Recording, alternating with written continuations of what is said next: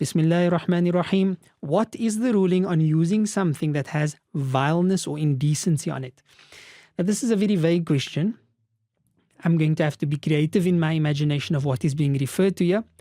But something, say a book, for example, that has some vileness or indecency on it, depends on what exactly is meant. One person's definition of vileness and indecency may not be the same as another.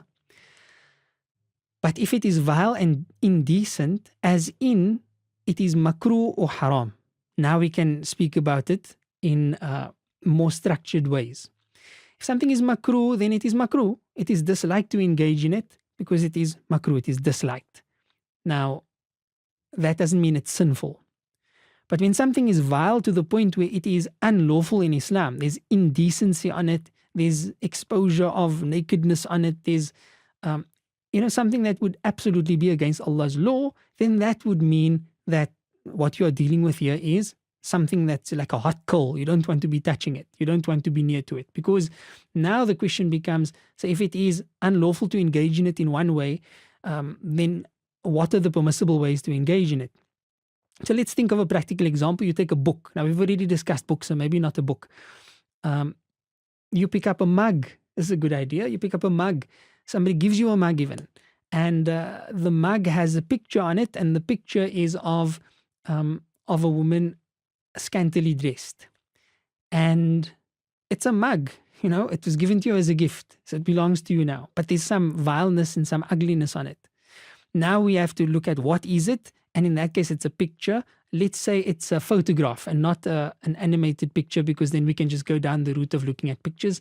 Let's say it's a photograph. So now you're exposed to this undressed or scantily dressed person on your mug. Should you be using that?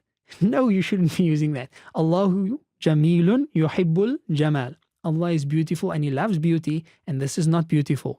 This is going to cause you to commit sin every time you're drinking of the cup. Not because drinking from the cup is sinful, but because you're going to be looking at the picture on the cup.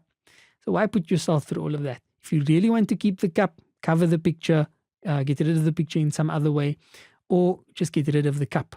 And that's one example of when you have something vile or indecent. Again, when it comes to things that are like, ugly or repulsive, always remember, Allahu jamilun yuhibbul jamal. Allah is beautiful and He loves that which is beautiful. Allah is pure. Allahu tahurun yuhibbut tahar. Allah is pure and He loves that which is pure. This doesn't only refer to wudu and ghusl and the like. It's universal, and Allah knows best. La ilaha illallah Muhammad Rasulullah.